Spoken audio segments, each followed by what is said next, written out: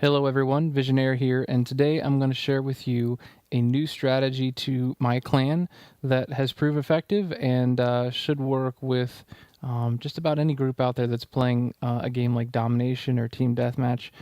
In this video, we're going to focus on Domination specifically, but let's get into the problem that we face here first. For my group, my clan is the Old Timers clan. We're an open enrollment group, and thus there's always new people coming into the group.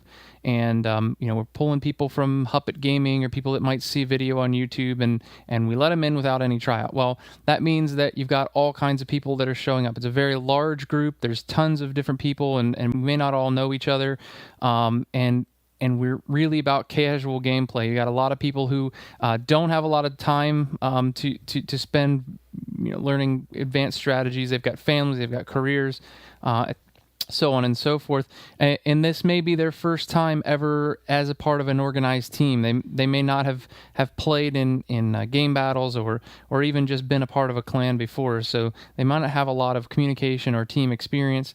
And this group is always growing. It's getting bigger and bigger and bigger. So we're adding more people, and thus forming cohesive groups that know each other really well and just work organically well together isn't really an option. So we needed to come up with a solution, and that solution had to be a very basic yet effective strategy that would win, and it needed to be simple to explain to somebody who just walked into the lobby, and it needed to be flexible. It needs to work on domination, needs to work on team deathmatch, and so on and so forth.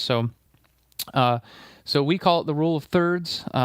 We've also started to call it the 2-2-2, and for some people it's just, are we going to use the method whenever we jump into a domination lobby, and that's how we identify it. So first, I'll just start off with where we got the name from. So the rule of thirds may sound familiar to anybody who's ever taken a photography class. It's a term that's used to describe a method of composition so that you can make good photos. It's just a basic rule for making good photos. If you take an image like this one here and you split it into thirds, top and bottom, and you can get the image to cross one section on a third, either the top or bottom, or a left and right. If you hit one of those crosshairs and you put your subject matter in there, it generally makes a more pleasing photo.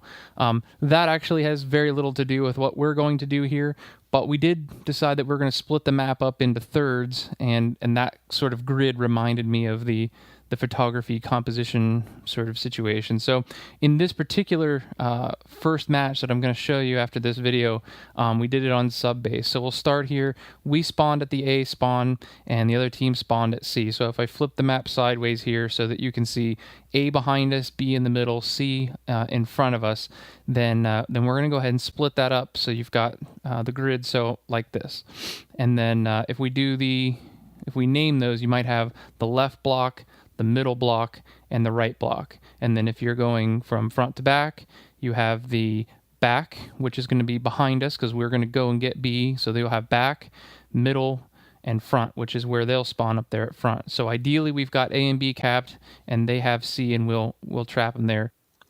So in application to this map, we went ahead and took our team of 6 and we split them into smaller sets of 2. You got basically wingman, man and wingman, driver and Rio, partners. You got 2 on the left, 2 in the middle, 2 on the right. These guys are going to work independently as small teams of 2, talking to each other and then talking to the group at large, but they're really not holding down a building per se, or holding down a position A or B per se.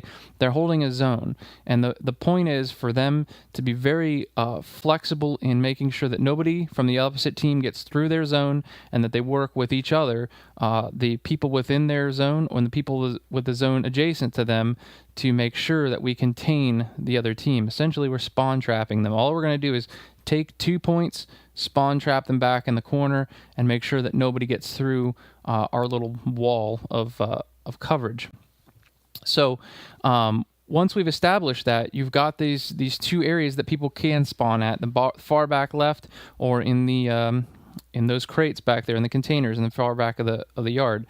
If the right team gets too aggressive, or even aggressive enough, depending on your point of view, moves up, then they'll move that spawn completely away from that back container, and only allow them in the far top left of the map, and that's going to be key for us because it's going to keep them spawning in one place, and out of that place they only have a couple of options. They can come straight down the road towards the tanks, which we have people overlooking that zone those two people on the left. They can go into the building, or they can go around the building. If they go around the building, we've got the guys on the right who are pointing down that alley who can see them coming. If they go into the building, anybody, left, right, or middle, may be able to see them standing in that building. So essentially, we're just going to hold them in that corner and hold them to that building and let us win 200 to 100.